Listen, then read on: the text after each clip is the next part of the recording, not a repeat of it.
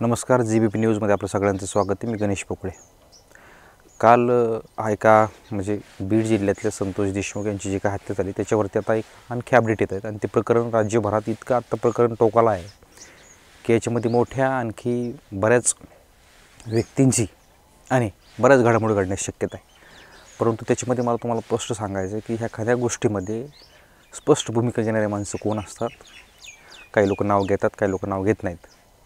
त्यांची तीच भूमिका असते, परंतु नाव ते घेतात. त्यांच्यामध्ये काही संदिग्धता असते किंवा शंका असते. पण संतोष देशमुख हत्या प्रकरणामध्ये बीड जिल्ह्यातले आणि बीड शहराचे आमदार श्री संदीप क्षीरसागर आणि त्यांच्याच पक्षाचे नितीन राव्हाड या दोघांनी आणि विरोधी पक्षनेते शिवसेना ठाकरे गटाचे अंबादास दानवे ह्या तिघांनी या महाराष्ट्राच्या सर्वोच्च सभागृहामध्ये, ज्याला आपण विधिमंडळ आणि विधान परिषद म्हणतो, जिथं कायदे तयार होतात, जिथे एकदम ज्या ठिकाणी सगळ्या गोष्टी रेकॉर्डला असतात, काही अनंत काळ त्या रेकॉर्डला राहतात, अशा ठिकाणी मसाजोगचे संतोष देशमुख यांच्या हत्या प्रकरणामध्ये थेट वाल्मिक कराडाचाच हस्तक्षेप आहे आणि त्यांनाच अटक झाली पाहिजे अशी भूमिका या तिघांनी विधिमंडळात घेतली. हे तुम्हाला का सांगतो आहे की एखाद्या गोष्टीला अनेक स्वरूपाचे रंग दिले जातात. त्याच्यामध्ये ठाम आणि ठोस भूमिका घेणाऱ्यांची फार संख्या कमी असते. त्याच्यामध्ये ह्या तिघांनी जितेंद्र आव्हाड, संदीप क्षीरसागर आणि श्री अंबादास दानवे या तिघांनीही थेट वाल्मिक कराडलाच अटक करायला पाहिजे. दुसरी गोष्ट, संदीप क्षीरसागर यांचं असं मत आहे की जर तुम्ही हे अधिवेशन जे आता हिवाळ्या दिवशी नागपूरला सुरू आहे ते संपूस तर तुम्ही याच्यामध्ये वाल्मिक कराडला जर अटक नाही केली तर दुसऱ्याच दिवशी आम्ही आंदोलन पुकारू, आम्ही रस्त्यावर येऊ आणि ते आक्रमक आंदोलन असेल.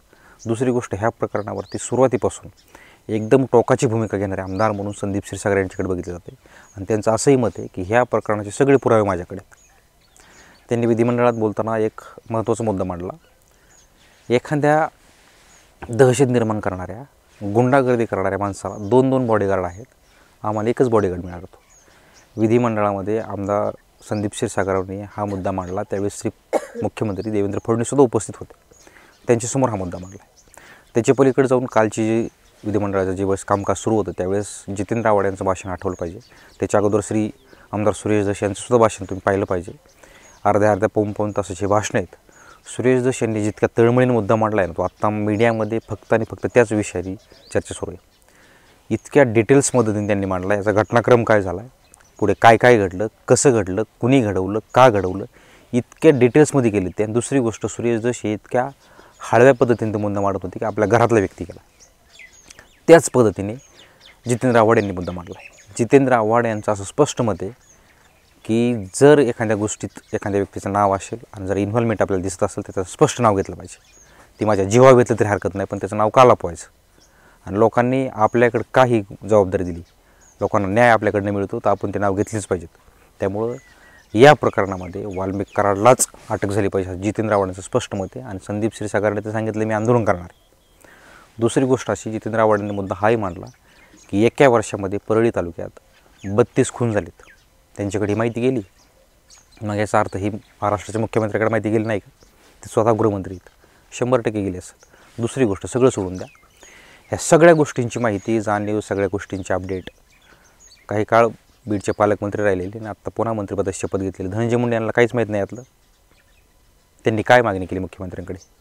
वाल्मिक कराडला अटक करा, वाल्मिक कराडची चौकशी करा, बीडमधली दहशत कमी झाली पाहिजे, परळीमध्ये दहशतीचं वातावरण आहे किंवा नाही, किंवा ते कमी झालं पाहिजे. इतका सगळा गदारोळ राज्यावर होत असताना, तुम्ही मंत्रिपदाची शपथ घेतलेली असताना, तुमच्या बहिणीने घेतलेली असताना तुमची भूमिका काय?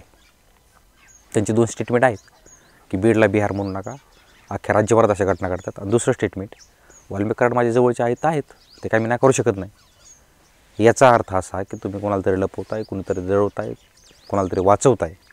परंतु त्याच विधिमंडळात काही आमदार असे आहेत, काही लोकप्रतिनिधी असे आहेत की त्यांनी ठोस भूमिका घेतली आणि तेच ह्या प्रकरणात शेवट करणार आहेत. आपण याच्यावर आणखी बोलणार आहेत. तुर्तास आपण थांबूयात. तुम्ही जीबीपी न्यूजला शेअर नक्की करा, लाईक करा आणि लोकांपर्यंत पोहोचा, कारण याच्यामधल्या अनेक गोष्टी आपल्याला बोलायच्या. तुर्तास आपण थांबूयात.